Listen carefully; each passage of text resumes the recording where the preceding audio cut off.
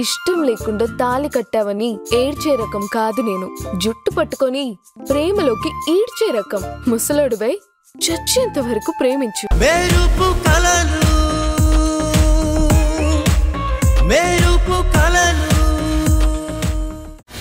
నేను అడగాల?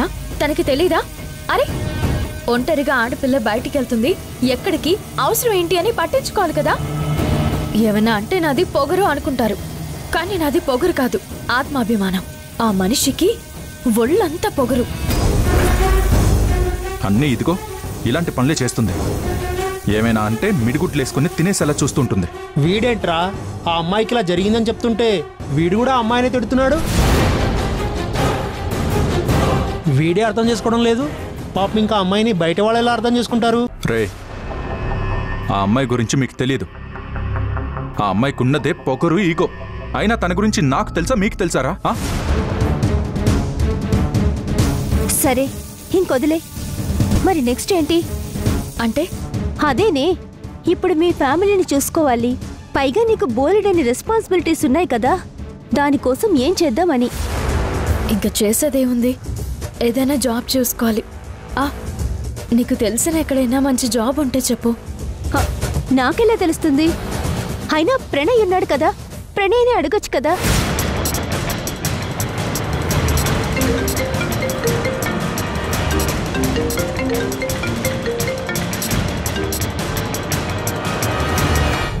అవును నిజమే, ప్రణయ్ ఉండుంటే అసలు నాకు ఇన్ని ప్రాబ్లమ్సే ఉండేవి కావు. అన్నీ తనే చూసుకునేవాడు. కానీ ప్రణయ్ ఇక్కడ లేడు. కనీసం తనకి నాన్నగారికి ఇలా అయిన విషయం కూడా తెలీదు. తను అవుట్ ఆఫ్ స్టేషన్లో ఉన్నాడు. ఓహో,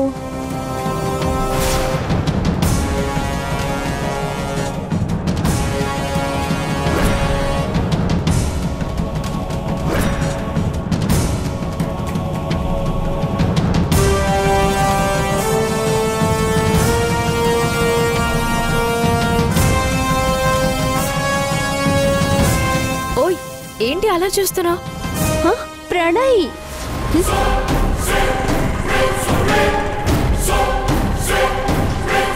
ప్రణయ్ అవుట్ ఆఫ్ స్టేషన్ అన్నావు కదా, మరి ఇక్కడేంటి? నువ్వు పొరపాటు పడుంటావు. అతను ప్రణయ్ కాదు.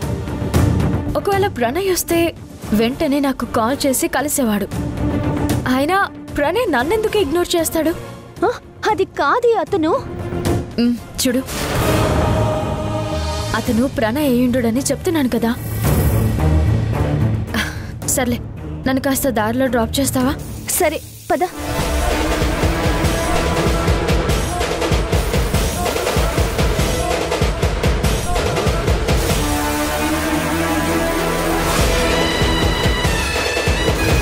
అరే వాసు, నీ మరదలరా?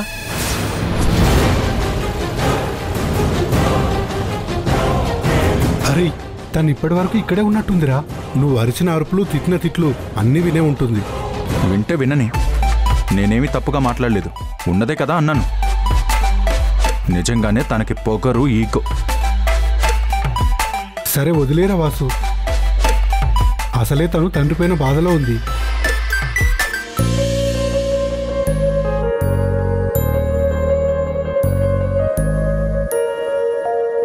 తమ్ముడు, నీకెంతో ఇష్టమైన ఈ పాయసం ఎన్నోసార్లు చేసి తినిపించాలనుకున్నాను. కాని పరిస్థితులు నన్ను నీ దగ్గరకు రానివ్వలేదు. చివరికి ఇలా పెట్టాల్సి వస్తుందని కలలో కూడా అనుకోలేదు. ఎందుకురా మా అందరికీ ఇంత అన్యాయం చేసి వెళ్ళిపోయావు? ఎందుకు? నువ్వు లేని మా జీవితాల్లో సుఖ సంతోషాలు ఎలా ఉంటాయనుకున్నావు? నీకు ఏదైనా సమస్య ఉండి నిన్ను ఆర్థికంగా ఆదుకోలేకపోయినా అక్కగా ఏదైనా సలహా ఇచ్చుండేదాన్ని కదా. ఎందుకు తమ్ముడు ఇలా తొందరపడ్డావు? నీకోసం ప్రేమగా చేసిన పాయసాన్ని నీ ఫోటో ముందు పెట్టాల్సి వస్తుందనుకోలేదు.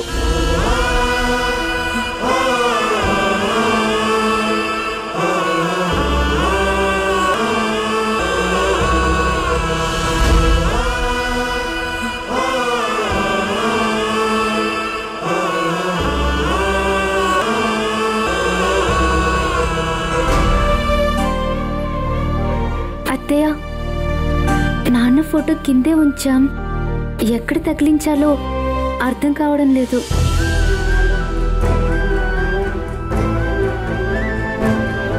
నాన్న ఫోటోని ఎక్కడ పెడదాం అత్తయ్య? హాల్లోనే పెడదామమ్మా. రోజు దీపం పెట్టి నాన్నకి ఇష్టమైనవి వండి పెడదాం.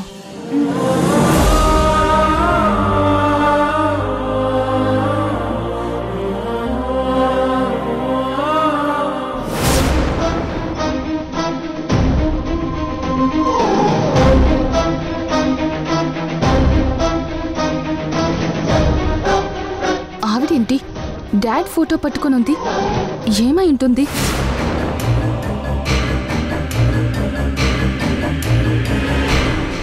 ఇప్పుడు డాడ్ ఫోటోతో ఏం చేస్తున్నారు? ఎందుకు గదిలో నుండి బయటికి తెచ్చారు? నాన్న ఫోటో అలా గదిలో ఎందుకమ్మా? ఇక్కడే హాల్లో పెట్టి రోజు అలంకరించి దీపం పెట్టి డాడీకి ఇష్టమైనవి వండి పెడదామనుకుంటున్నా సౌందర్య. ఏంటో మీ పిచ్చి గాని, చనిపోయిన ఆయన ఫోటోకి అలంకరించి ఫుడ్ పెట్టినంత మాత్రాన వాళ్ళొచ్చి ఇదంతా చూస్తారా ఏంటి? అలా అనకమ్మా. పోయిన వాళ్ళ పెద్ద కర్మ చేసేంత వరకు ఇక్కడే మన చుట్టూ తిరుగుతూ ఉంటారంటారు. వాళ్ళలా తిరుగుతారో లేదో తెలీదు కానీ మా మమ్మీ కానీ మీరు మా డాడీ ఫోటోని పట్టుకోవడం చూసిందంటే అస్సలు ఊరుకోదు.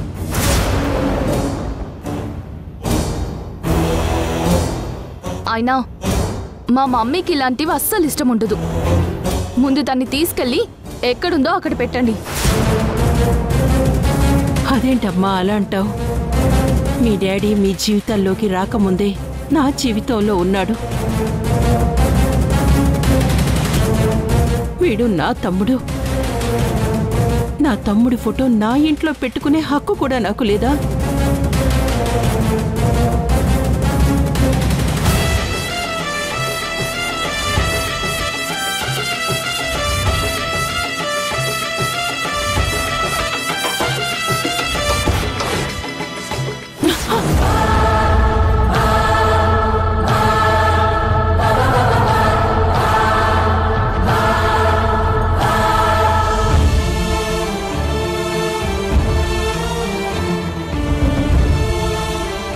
ఇలా వరసలు కలుపుతూ వచ్చి ఆయన్ని మాకు కాకుండా చేసి పంపించింది చాలు.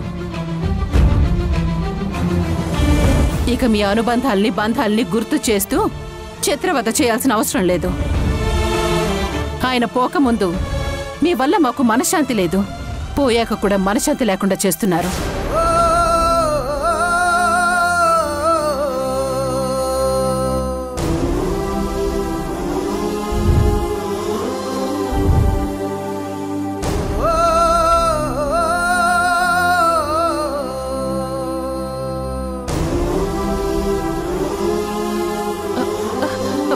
బాను,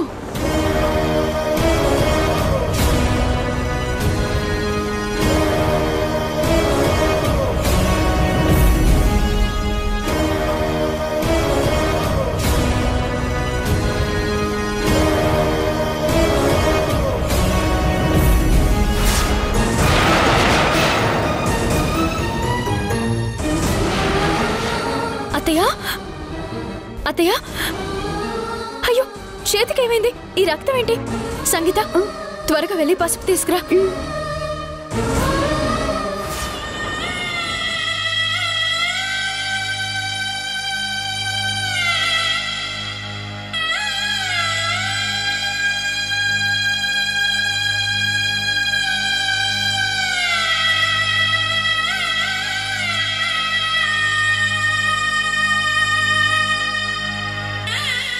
అత్తయ్య చూసుకోవాలి కదా,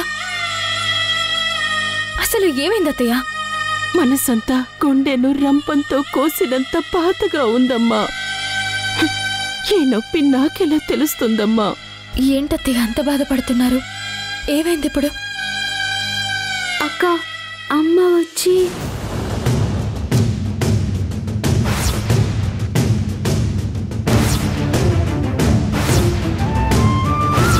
ఇలా వరసలు కలుపుతూ వచ్చి ఆయన్ని మాకు కాకుండా చేసి పంపించింది చాలు.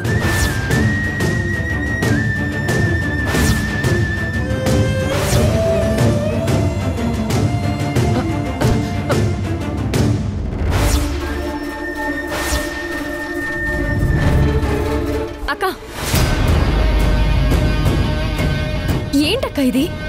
ఎందుకు ఇలా ప్రవర్తిస్తున్నారు? కనీసం మానవత్వం కూడా లేకుండా ఇలా. ఇప్పుడు అత్తయ్య ఏం చేసింది? డాడీ ఫోటో హాల్లో పెడదాం అనుకుంది. అది కూడా తప్పేనా? నువ్వేంటి మమ్మీకి ఇలాంటివి ఇష్టం ఉండవని తెలుసుగా, తెలిసి కూడా ఇలా మాట్లాడుతున్నావంటే అంటే ఇప్పుడు నేను మమ్మీ తప్పు చేశామనేనా? ఇక్కడ సమస్య తప్పప్పుల గురించి కాదక్క, ఇష్టం అభిమానం గురించి. తన తమ్ముడి మీద తనకున్న ప్రేమని అత్తయ్య ఇలా చూపించాలనుకుంది. అందుకోసం ఇలా ప్రవర్తించాలా? అయినా మనం ఎక్కడికి వెళ్ళాలో తెలియని స్థితిలో ఈ ఇంటికొచ్చామని మర్చిపోతే ఎలా? ఎంతైనా తను మన మేనత్త, మన డాడీకి స్వయాన అక్క.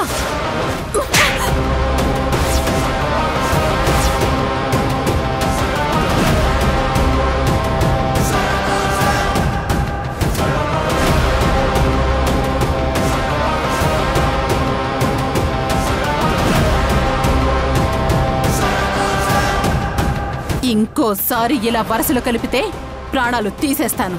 ఏమనుకుంటున్నావు? అమ్మా చిచే, ఇంకోసారి నన్ను అలా పిలవకు.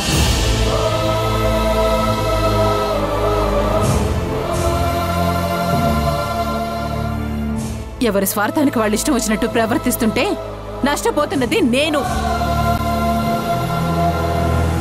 నీ డాడీ చేతకాక చనిపోతే నువ్వు నీ గొప్ప కోసం మమ్మల్ని రోడ్డు మీదకి తెచ్చావు. ఇక ఈవిడ ఇదే అవకాశం అనుకుని ఇంటికి తీసుకొచ్చింది. కానీ మేం మాత్రం ఫుట్బాల్లో ఎవరు తంతే వాళ్ళతో తన్నించుకుంటున్నాం.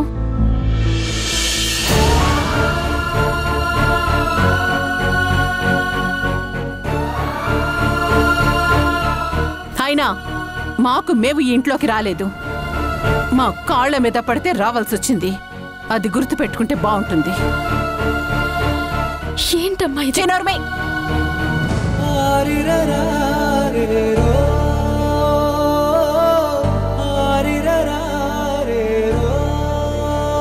రామా.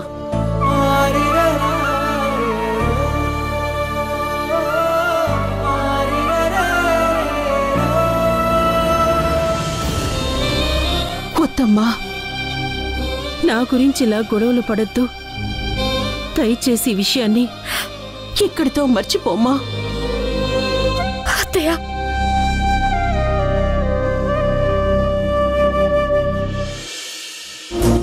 ఏది మనదనుకుంటా, ఏది కాదనుకుంటా, లేని తలరాతని వెతికే మనసుకు ఏమని చెబుతా. ఎంత కని దిగిపోతా, ఎంత కని దిగులవుతా.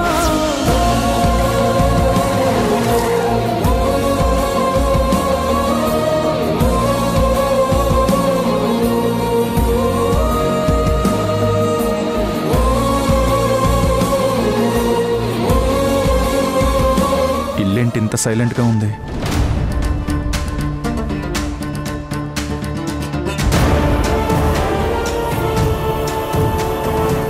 సంగీత, అమ్మ వాళ్ళు ఎక్కడా? ఇంటి వెనుక పెరట్లో ఉన్నారు.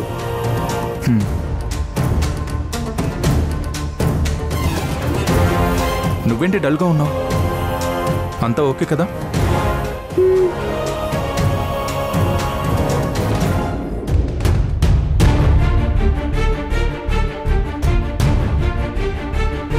అత్తయ్య,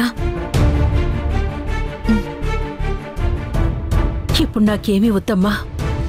నేను తర్వాత తింటాను. తర్వాత కాదు, ఇప్పుడే తినాలి. ప్లీజ్ అత్తయ్య, తినండి.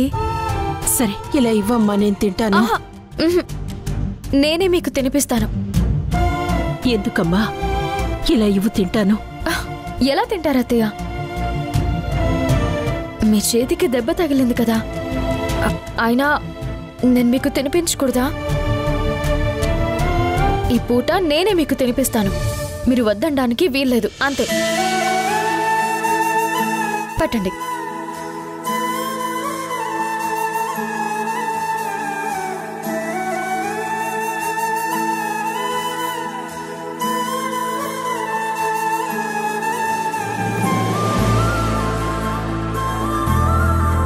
ఎలా ఉంది అత్తయ్య? బాగుందా? చాలా బాగుందమ్మా. మరేమనుకున్నా, నా చేత్తో అన్నం కలిపి తినిపిస్తే ఎవ్వరైనా వావ్ అనాల్సిందే.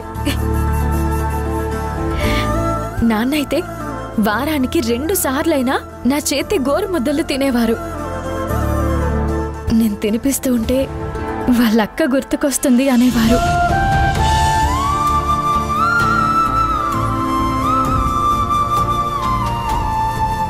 నువ్వు మీ నాన్న కూతురువి సంయుక్త. అచ్చం నువ్వు మీ నాన్నగారు ఆలోచించినట్టే ఆలోచిస్తావు, అలాగే ప్రవర్తిస్తావు, అలాగే మాట్లాడతావు. మీరిద్దరు కాదు, ఒక్కటే అన్నట్టుంటారు. అవునా అత్తయ్య? నేను నాన్నగారిలా ఉంటానా? ఆయనలాగే ప్రవర్తిస్తానా? అవునమ్మా. మీ నాన్నకు కూడా మనుషులంటే విపరీతమైన ప్రేమ, ఇష్టం. తన వలన ఎవ్వరూ బాధపడకూడదు అనుకుంటాడు. అలాగే ఉండేవాడు. కానీ ఎవరి దిష్టి పడిందో ఇలా జరిగింది.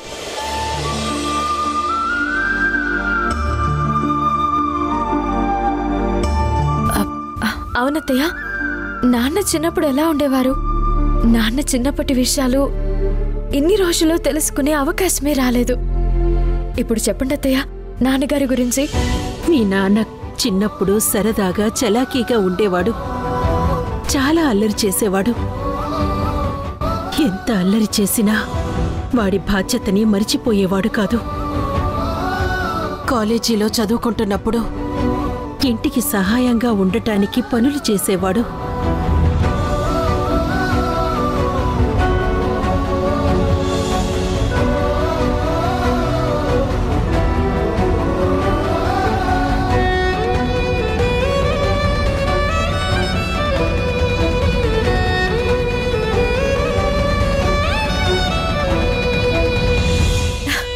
ఇన్ని రోజులకి నాన్న జీవితం తాలూకా కొన్ని అద్భుతమైన విషయాలు తెలుసుకున్నాను అత్తయ్య.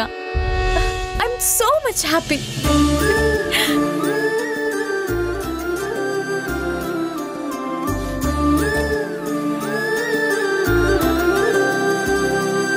అవును సమయు, ఉదయం ఏదో పని మీద బయటికి వెళ్తున్నాను అన్నావు. వెళ్ళిన పని అయిందా?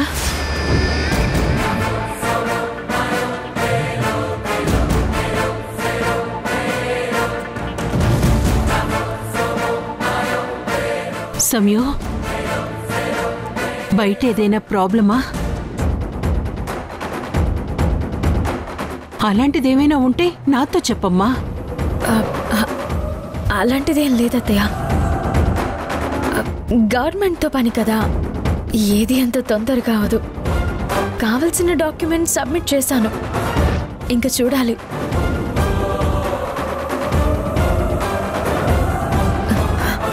కానీ అత్తయ్య, ఆలస్యమైన నిజాలని బయటకు తీసుకొచ్చి నాన్న మీద పడిన మోసగాడు అనే నిందని చెరిపేస్తాను. మా నాన్న ఎంత మంచోడో ఈ ప్రపంచానికి తెలియజేస్తాను.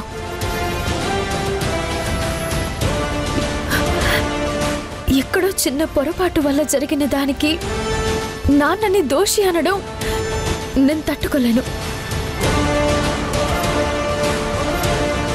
మా నాన్న ద్రోహి కాదు, హీజ్ అ హీరో అని ఈ సొసైటీకి ప్రూవ్ చేస్తాను అత్తయ్య.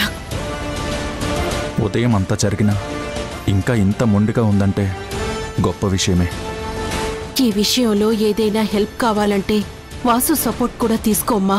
పర్వాలేదు అత్తయ్య, నేను మేనేజ్ చేయగలను. ఈ మొండితనమే వద్దనేది. ఏ నన్ను ఒక్క మాట అడిగితే తన కిరీటం ఏమైనా పడిపోతుందా? అడిగితే హెల్ప్ చేస్తాను కదా. అక్కడేమో అవమానాలు పడుతుంది, కానీ ఇక్కడ సహాయం అడగడానికి మాత్రం ఆత్మాభిమానం అడ్డొస్తుంది. నన్ను అడిగితే మొత్తం నేనే చూసుకుంటాను కదా.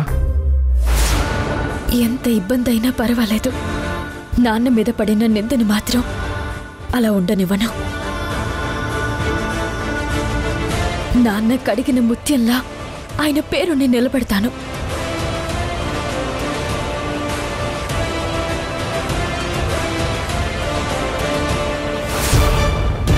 నీలాంటి కూతురు నా తమ్ముడికి ఉండటం నిజంగా మా అందరి అదృష్టం అమ్మా. ఆ దేవుడు నిన్ను చల్లగా చూడాలి. అమ్మా అమ్మా, చేతికేమైంది? ఏం తగిలింది?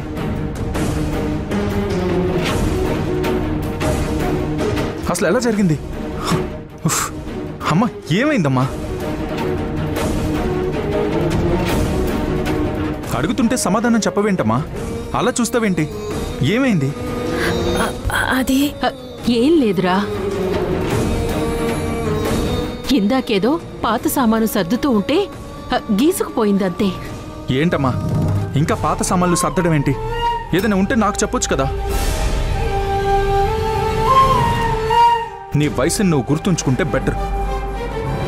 ఇంకా చిన్న పిల్లలాగా లేడీ పిల్లలాగా గెంతుతూ పనులు చేస్తానంటే కుదరదు. నాకు నువ్వు నీకు నేను అన్న విషయం మర్చిపోయి పనులు చేయకమ్మా. ముఖ్యంగా నీకు కొడుకున్నాడు. వాడికి నువ్వు తప్ప ఎవరూ లేరని గుర్తుంచుకో. మేనకోడళ్ళు వచ్చారని హైరానా పడిపోతూ హడావుడి చేస్తూ అనవసరమైన దెబ్బలు తగిలించుకోకు. అర్థమైందా?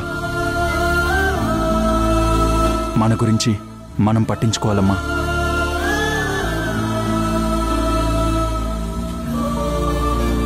మేనత్త మనదవుతుంది కానీ బావ మన ఎందుకు అవుతాడు? వాళ్ళ ఇంట్లోకి రానిచ్చే చోటిచ్చాడు కానీ వాళ్ళ ప్రపంచంలోకి రాకుండా అడ్డుగా ఉంటున్నాడు. ఉంటే ఉండని, అయినా నాకెందుకో.